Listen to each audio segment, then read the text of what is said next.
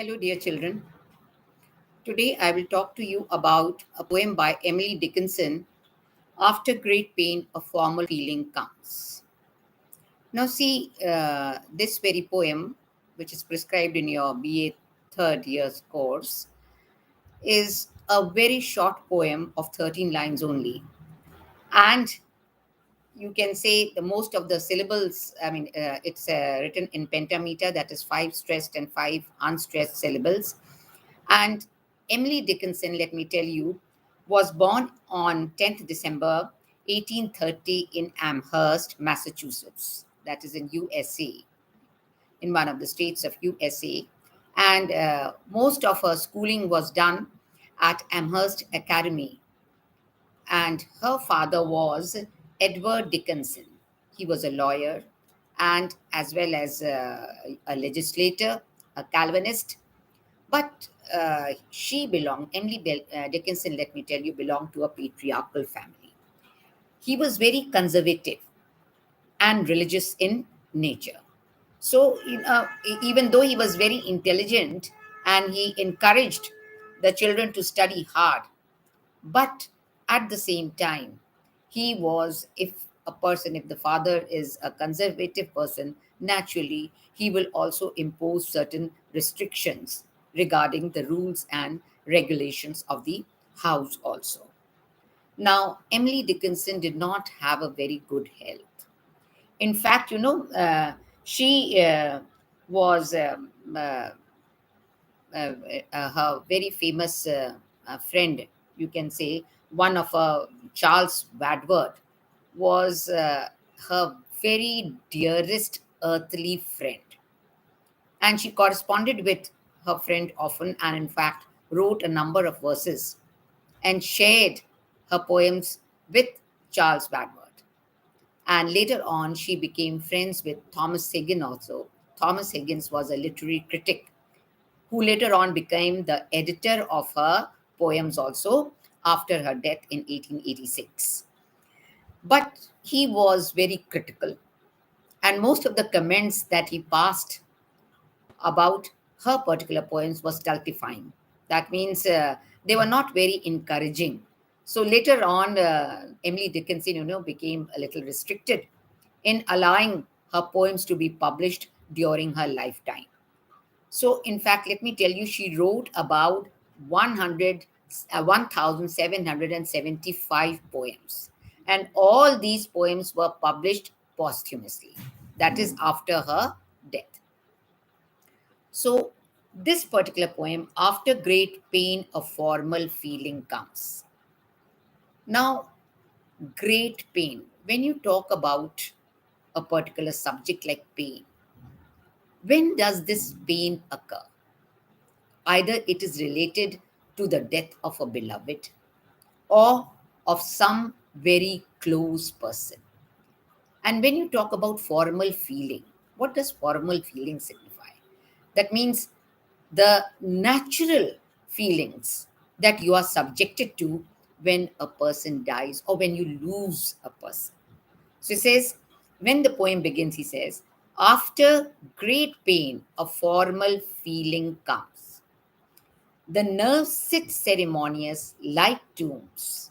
The stiff heart questions, was, was it he that bore, and yesterday or centuries before? Now, see, this first stanza, a short stanza of 4 lines only. But the very title of the poem is the beginning of the poem. After great pain, a formal feeling comes. The nerves sit ceremoniously like tombs. Now, the nerves are symbolized like tombs, and they are dead, heartless, without feeling, emotionless, and they give you a feeling of a stiff heart. Stiff is rigid, immovable, emotionless, static. That is what is there regarding the nerves. So he says the nerves, that is naturally the whole body is composed of the nerves that are moving from top to toe. But he says these nerves They sit ceremoniously, that is without ceremony, you can say. Anyway, from where they are moving and how and where they are going up to, you just cannot discern. So this refers to the nerve sit ceremoniously. It refers to the to pertaining of death, of stillness. And the stiff heart questions, was it he? That is, the question is raised in the mind of the poet that who could be the person whom I have lost? Who? I mean, a question is raised regarding the, um, uh, you can say, the identity of that beloved person whom I have lost.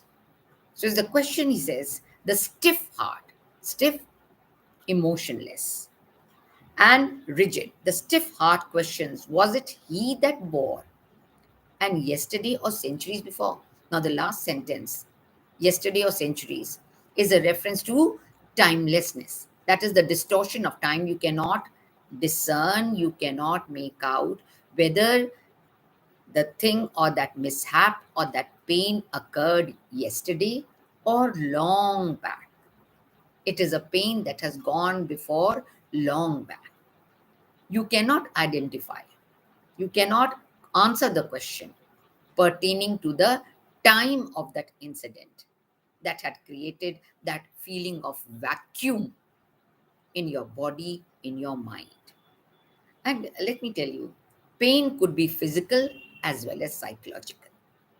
That means bodily you are suffering from that great pain, which is unbearable, or psychologically.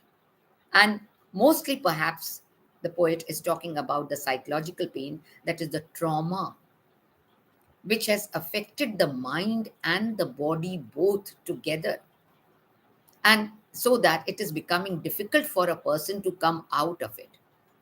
जैसे कि होता नहीं है, कभी कभी आप इतना ज़्यादा अफेक्टेड हो जाते हो with the death of a beloved person that no matter what happens, no matter how much लोग चाहें कि आप उससे उभर आओ, but still you are not able to come out of that trauma, out of that state, he says.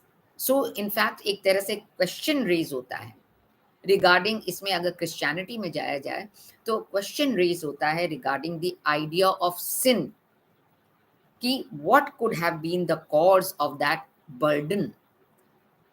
burden which is leading to outrageous death. ये कोई religious feeling भी हो सकती है which can be aligned with that feeling of formality जो poet बात कर रहा है. एंड जो पर्सन है, द पोएट है, he is not able to discern just who they are. He can not outline the specific person or the incident which could have been the cause of this feeling. So great pain, tremendous, immense, unbearable, unlimited pain, which cannot be underlined and which cannot be talked about. So, person जब उसके पास जब इतना दर्द होता है, इतना महसूस होता है, तो what does a person becomes? He becomes very apathetic. He becomes like an, कहता नहीं है कि, and the stiff heart questions, what is he that bore, and yesterday or centuries. मतलब person becomes like an inanimate object, जो second stanza में कहता है, like a stone. There are living objects and there are non-living objects. Living objects have life in them, but non-living objects are inanimate objects which do not have any life, any feelings. So he says in the second stanza, the feet mechanical go round. That means no matter what mishap has occurred, what tragedy has occurred, which has caused that great pain, but life may come and people may come and people may go, but life goes on forever. But you move around, you keep on going on. The feet, they go round and round and round. They keep walking.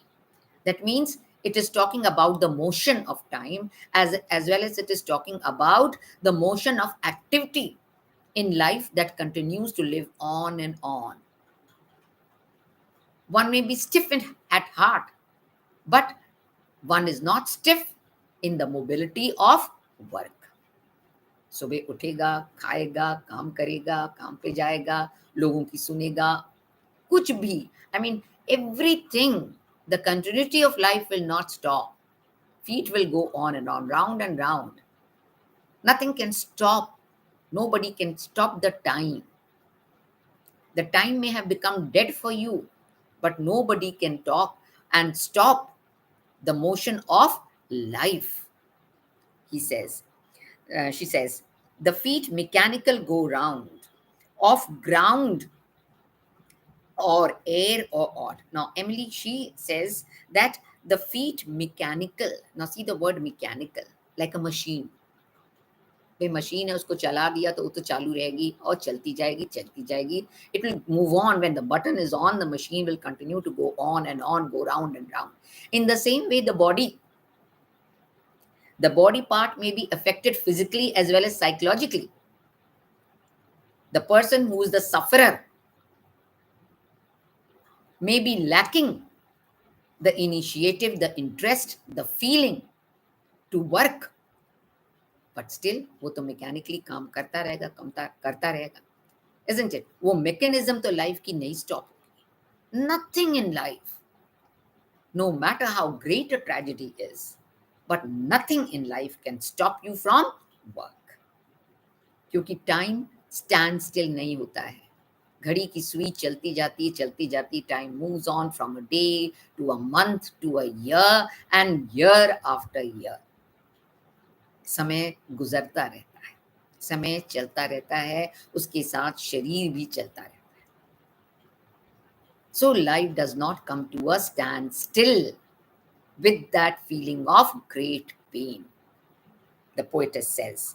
So the feet mechanical go round, off ground, off air, or मतलब इस धरती पे, on ground, that is in this life, in the present earthly life, or air, in your imagination, in your world of fantasy, or again the poetess mentions, or ought, a wooden way, regardless grown, a quartz contentment like a stone.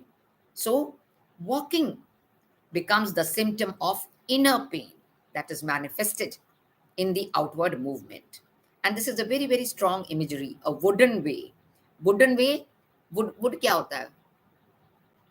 एक object है, inanimate object है, lifeless object है ना, उसमें तो life नहीं है, तो इमोशनलेस है.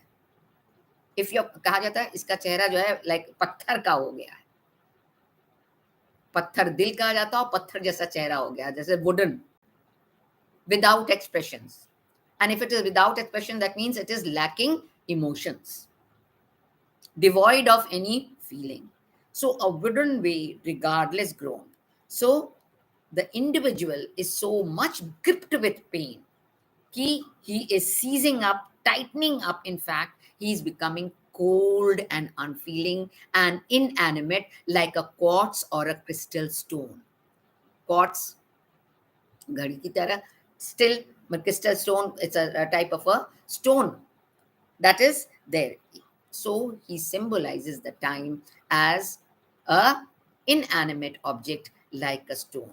So no matter, life will continue, the motion, the action, the movement of life will continue to move on from year after year, from one phase or the other to the other, but you will become like a wooden person, emotionless like an inanimate object like a stone. Stone है dead, मतलब अंदर से तुम एकदम खत्म हो गए. The deadness is there within you. तुमसे कहा गया कि तुम ये खा लो, तुम खा लोगे. तुमसे कहा गया you go there and do this, you will go and do this.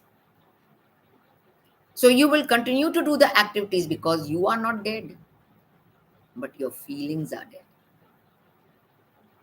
You have become expressionless. And then in the last stanza, she says, this is the hour of lead, remembered if outlaid. This is the hour of lead. Lead भी क्या है? एक metal है ना. And this is lead, heavy weight, जब heavy weight को ना, my heart is as heavy as a lead, भारी हो गया है, you cannot bear the burden. Now the lead is a heavy metal, तो जैसे उसका बोझ उठा ही नहीं उठता है. So my heart is also like a lead, because I cannot carry the weight or the burden of that grief within my body, within my mind. Psychologically, I cannot bear the weight of that grief which is there within my heart. Remembered if outlived. And how can I forget? Those feelings I cannot forget. Even if I outlive the years gone by, still the feelings will continue to live in my mind. Why? How they will continue to live? As freezing persons. जब इंसान freeze हो जाता है तो cold हो जाता है, numbness. वही है, अगर बाहर अगर स्नो गिर रही है तो everything, every object in nature freezes in with that cold, with that snow. And until the spring, if winter comes, can spring be far behind? Until the spring comes and snow starts melting, every object in nature comes to a standstill, freezing point. You freeze. ये freezing expression nature में ही नहीं है, but this is inside. I mean, for the used for the person also. The person also freezes to death. इतना cold हो जाता है, इतना lifeless हो जाता है, इतना मीनिंगलेस, इमोशनलेस हो जाता है, पैशनलेस, फीलिंगलेस हो जाता है, that he is almost his living life, he is a living dead person. So as freezing persons, recollect the snow first, chill, then stupor, and then letting go. Now says the last line, is full of meaning. And at this, because see the number of dashes, कहता first dash, chill dash, then stupor dash, then the letting go. So as if जो person है, he is trudging through, मतलब चल रहा है through the cold, hardly able to walk in that chilled, freezing cold, snow covered area, he says, until finally, by and by, slowly, he passes through that freezing cold. First, he feels chilled. Itna thanda. That means, I mean, you cannot even touch, you cannot even hold. If a glass is a chilled glass, your fingers cannot hold that glass. You have to keep it aside. Like an ice. So if it is making you so chilled, so cold in your mind and heart, that you go into a state of stupor. Stupor, numbness, deadness, जो तुम्हारे अंदर feeling होती है. You become almost dead to your surroundings. किसी ने क्या कहा, किसी ने क्या बोला, कोई कहीं जा रहा है, कोई कुछ कर रहा है. You are absolutely dead to your surroundings. तुम्हें कुछ नहीं हो. वही होता है ना, ऐसे डेड पर्सन से, अगर इतना स्टूपर में पर्सन है, if you ask कि आपने देखा उसको जाते हुए, who, which person, कौन, मैंने नहीं देखा. So life and activity is moving around you, but you are dead to that activity because you have become chilled from inside and you are in a state of stupor, that state of numbness. And then finally letting go. Letting go से मतलब है कि you finally come to terms with the situation in the long run. कब तक? कब तक? Till when will you continue to live in that state of stupor with that formal feeling of deadness, numbness, coldness, emotionlessness, passionlessness? How long? A time will come. You will let go. You will adjust with the surroundings. You will adjust with your body. You will adjust with your emotions. You will adjust with your feelings. And then you come to terms with the loss of the person and come to terms with life, because you have to go on living. So, Emily Dickinson, in her later years of her life, she became invalid, and she died at the age of 55 years. That is very early, in the year 1886. But all her poems were published posthumously, that is, after her death. Or Thomas Higgins, who was a literary critic and a criticizer of her poems, or that criticizer, critic को criticizer नहीं कहते हैं. Critic is a person who judges in an unbiased manner the works of a great person. And even though she wrote so many poems, most of them, more than of them were one stanza poems, but a few long poems are also there. Emily Dickinson did not marry, and neither she had any love affair with anyone, but still she wrote certain passionate poems like Wild Nights, and I Cannot Live Without You, and After Great Pain, a formal feeling comes. So it's not that she only, and most of her poems, she also wrote about her garden, about her house, about her yard,